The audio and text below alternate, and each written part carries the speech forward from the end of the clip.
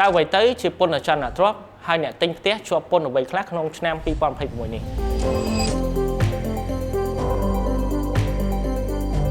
ជំរាបសួរខ្ញុំបាទឈ្មោះញៀវស៊ីតូជាអ្នកជំនាញអចលនទ្រព្យនៅក្រុមហ៊ុន IPS Cambodia ជាទូទៅនៅកម្ពុជាពាក់ព័ន្ធទៅនឹងពន្ធអចលនទ្រព្យដែលអ្នកវិនិយោគនិងម្ចាស់ផ្ទះគួរតែដឹងមាន3ចំណុចទី1គឺពន្ធអចលនទ្រព្យប្រចាំឆ្នាំដែលម្ចាស់ទ្រព្យត្រូវបង់ប្រចាំឆ្នាំលើអត្រា 0.1% នៃតម្លៃដីនិងផ្ទះដែលលើសពី$25,000ទី2គឺពន្ធប្រថាប់ត្រា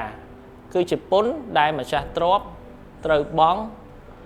4% នៃតម្លៃទិញលក់អចលនទ្រព្យទី3គឺជាពន្ធលើចំណេញមូលធនដែលជាពន្ធចំណេញ 20% ដែលអ្នកលក់អចលនទ្រព្យបានចំណេញពីការលក់អចលនទ្រព្យរបស់ខ្លួននៅក្នុងឆ្នាំ2026នេះចំពោះអ្នកទិញផ្ទះលើកដំបូងឬក៏លើកទី1នឹងទទួលបានការលើកលែងពន្ធផ្ទេរកម្មសិទ្ធិ 4% មានន័យថាការផ្ទេរកម្មសិទ្ធិពីម្ចាស់ដើមទៅអ្នកទិញនឹងមិនគិតថ្លៃពន្ធប្រថាប់ត្រានោះទេជាក់ស្ដែងការលើកលែងពន្ធមានពីរប្រភេទទី1ការលើកលែងពន្ធលើពន្ធប្រថាប់ត្រាមានន័យថាអចលនទ្រព្យដែលមានតម្លៃទាបជាងឬត្រឹម$70,000រដ្ឋមិនតម្រូវឲ្យបង់ពន្ធប្រថាប់ត្រានេះទេចំពោះផ្ទះដែលមានតម្លៃលើសរហូតដល់$21,000រដ្ឋបានអនុគ្រោះឲ្យដកតម្លៃ$7,000ចេញមុននឹងគណនាពន្ធ 4% សូមបញ្ជាក់ថាការអនុវត្តនេះចំពោះតែអ្នកទិញលើកដំបូងនិងជាប្រភេទខុនដូនិងផ្ទះថ្មីក្នុងបរិយាតែប៉ុណ្ណោះសម្រាប់ជនបរទេសដែលទិញខុនដូដែលជាប្លង់សហកម្មសិទ្ធិក៏ទទួលបានការលើកលែងពន្ធដោយពលរដ្ឋខ្មែរដូចគ្នាជាមួយគ្នានោះពន្ធលើចំណេញមូលធននៅក្នុងឆ្នាំ2026ក៏ត្រូវបានលើកលែងផងដែរពន្ធនេះត្រូវអនុវត្តលើការលក់អចលនទ្រព្យទាំងអស់ដូចជាដីផ្ទះអគារខុនដូពន្ធអចលនទ្រព្យប្រចាំឆ្នាំក៏មានការលើកលែងផងដែរតែការលើកលែងនៅមានកម្រិតមានន័យថាចំពោះអចលនទ្រព្យដែលមានតម្លៃទាបជាងឬត្រឹម$25,000រដ្ឋគឺមិនតម្រូវឲ្យបង់ពន្ធប្រចាំឆ្នាំ 0.1% នោះទេ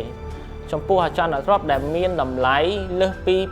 $25,000រដ្ឋតម្រូវឲ្យគណនាលើអត្រា 0.1% ដដែលចំពោះការគណនាពន្ធអចលនទ្រព្យប្រចាំឆ្នាំគឺយើងគិតលើអត្រា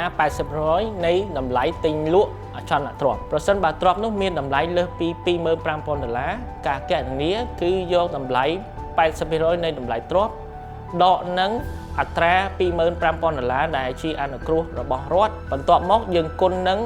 អត្រាពន្ធ 0.1% ចំពោះឯកសារដើម្បីទទួលបានការអនុគ្រោះពន្ធប្រថាប់ត្រា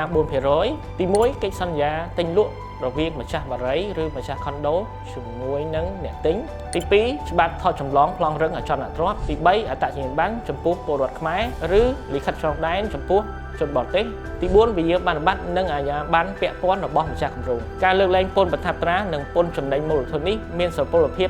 រហូតដល់ថ្ងៃទី31ខែធ្នូ2026សម្រាប់ទីកន្លែងបង់ពន្ធយើងក៏អាចបង់ពន្ធតាមសាខាពន្ធដារនានាឬធនាគារដៃគូរបស់សាខាពន្ធដារដូចជាធនាគារ ABA, Acilida, Kanaya ឬវឌ្ឍនៈកាន់តែងាយស្រួលយើងក៏អាចប្រើប្រាស់កម្មវិធី CDT Tap Payer ដើម្បីបង់តាមទូរស័ព្ទបានយ៉ាងឆាប់រហ័សផងដែរប្រសិនបើលោកអ្នកកំពុងស្វែងរកលំនៅឋានឬមានតម្រូវការទិញលក់ជួលវាយតម្លៃនិងគ្រប់គ្រងអចលនទ្រព្យលោកអ្នកអាចទាក់ទងមកក្រុមហ៊ុន IPS ដើម្បីប្រឹក្សាលម្អិតបាន